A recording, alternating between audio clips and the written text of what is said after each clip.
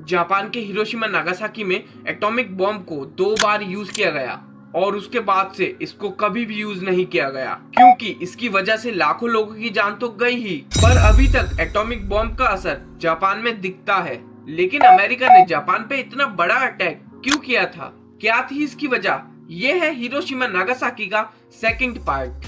First part में मैंने आपको बताया था कि वर्ल्ड वॉर 2 में अमेरिका और जापान की लड़ाई शुरू हुई कैसे और आखिर जापान चाहता क्या था। चाहो तो आप उसे देख सकते हो। In 1945, the United States dropped the second of 2 atomic bombs on Japan in an effort to hasten the end of World War II.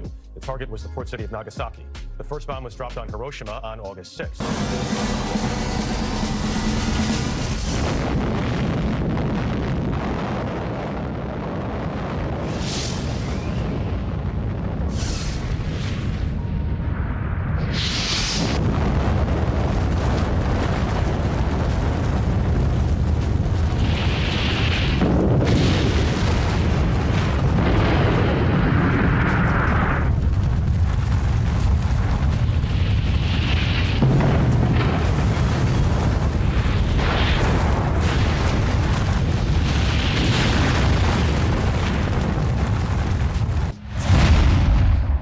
एक अप्रैल 1945 से 22 जून 1945 तक अमेरिका और जापान ने करी the battle of Okinawa. Japan में एक आइलैंड है, Okinawa island. America ने वहां पे घुसकर हमला कर दिया, पर वहां के लोग इतने ज्यादा ब्रेन वॉश थे कि अपनी जान देने को तैयार हो गए, या फिर वो लोग जबरदस्ती जान दे रहे थे।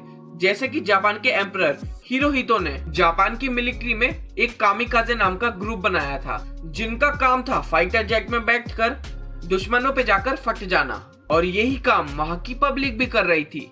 महीनों की इस लड़ाई के बाद अमेरिका ने अपने 12,000 सोल्जर गंवाए, साथ में उनके 50,000 सोल्जर इंजर्ड हुए।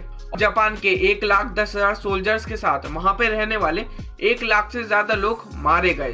तो फिर अमेरिका ने सोचा कि ऐसे तो जापान को रोकने में सालों लग जाएंगे और हमारे काफी लोग मर जाएंगे, साथ ही साथ जापान में भी बहुत ज्यादा लोग मरेंगे, इससे बढ़िया कुछ और करना चाहिए।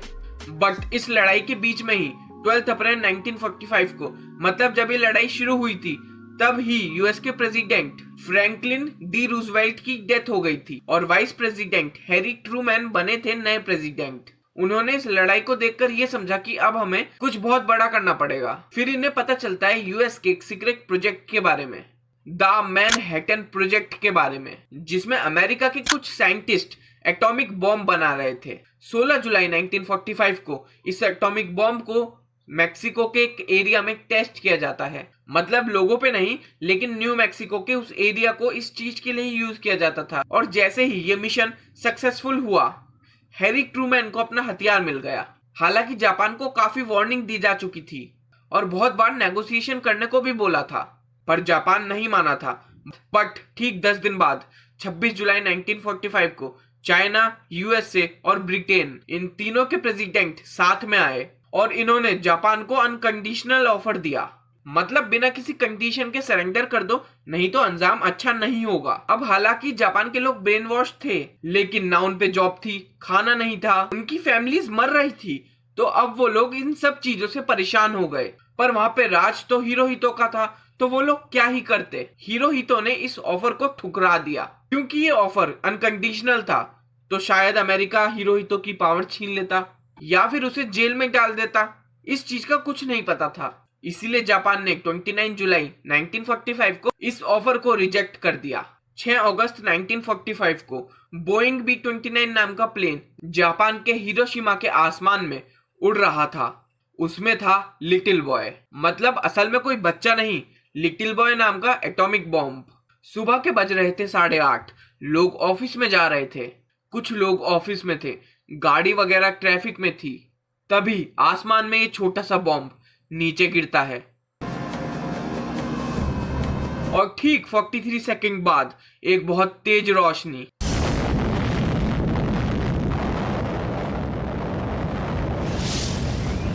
चार 4000 डिग्री का टेम्परेचर और सब तबाह।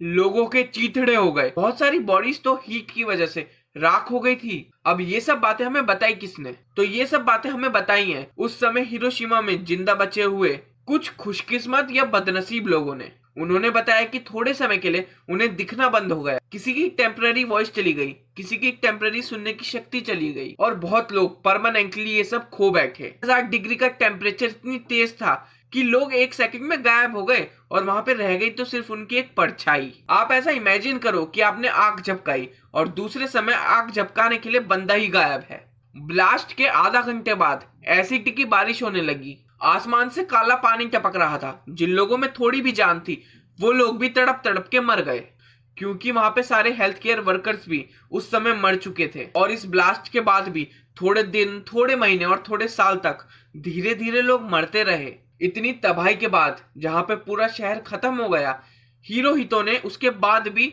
सरेंडर करने से मना कर दिया कि एक बम ही तो गिराया है और क्या ही कर लेंगे। इसके जवाब में 9 अगस्त 1945 को अमेरिका ने हिरोशिमा में तो बम गिराया ही था, अगली बार नागासाकी में गिरा दिया।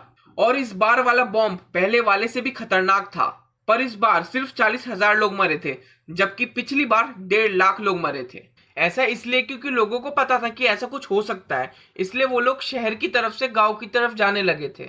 दूसरा, वहां पे पहाड़ियां वगैरह थी, तो जो केमिकल्स वगैरह थे तो वो आसमान में फैल नहीं पाया। इस अटैक में मरने वाले लगभग 95% लोग सिविलियंस थे और बाकी 5% लोग मिलिट्री के थे। अब जापान के काउंसिल की मीटिंग होती है कि सरेंडर करें या नहीं। 3 तो कहते हैं कि सरेंडर किस बात का करें, आखिरी सांस तक लड़ेंगे, और 3 कहते हैं कि ऐसे कब तक लड़ते रहेंगे, ऐसे तो अमेरिका हमारे सारे शहरों पे हमला करेगा। और जो आखिरी डिसीजन लेना था वो लेना था हिरोहितो को। एंड गेस व्हाट, उसने सरेंडर कर दिया। पर अब क्यों सरेंडर कर दिया, अब भी तो उसकी पावर चली जाएगी। पर अब जापान में खाने का सामान नहीं था, पूरा देश तबाह हो रहा था और सिविलियंस भी इन सब चीजों से थक चुके थे। एक और बात, इनके दूसरे बॉर्डर पर सोवियत यूनियन से भी लड़ाई चल रही थी। और फिर 15 अगस्त 1945 को पूरी तरह वर्ल्ड वॉर 2 खत्म हुई और फिर 7 साल तक जापान को ब्रिटेन, यूएसए और चाइना चला रहे थे। और उस बीच ये लोग सोच रहे थे कि आखिर जापान का करना क्या है, और ये फैसला लिया गया कि जापान में एम्परर तो रहेगा पर उसका रूल नहीं चलेगा। और फिर जापान में डेमोक्रेसी को इस्टेब्लिश कर दिया गया। हालांकि आज भी जापान में एम्परर तो है पर उनकी कोई भी पावर नहीं है, बल्कि वो लोग भी वहां की गवर्नमेंट में बड़ी बड़ी सीटों पे बैठे हुए हैं। अब तो जापान काफी डेवलप हो चुका है और कोई ऐसा कह ही नहीं सकता कि यहाँ पे ऐसे हमले भी हुए थे। कुछ लोग कहते हैं कि एटॉमिक बॉम्ब जैसा हमला अमेरिका को नहीं करना चाहिए था, पर अमेरिका के प्रेसिडेंट का कहना था कि इसके अलावा हमारे पास कोई और सॉल्यूशन नहीं था। आपको क्या लगता है कि जो अमेरिका ने इतने सारे सिविलियंस की जान ली वो जस्टिफाइड था, या फिर वो लोग किसी और ऑप्शन को भी चूज कर सकते थे? अपना ओपिनियन जरूर देना। बाकी ऐसी और इन्फॉर्मेटिव और इंटरेस्टिंग वीडियोस देखने के लिए मेरे चैनल को सब्सक्राइब कर दो। मैं फिर मिलूंगा आपसे एक अगली इंटरेस्टिंग वीडियो में।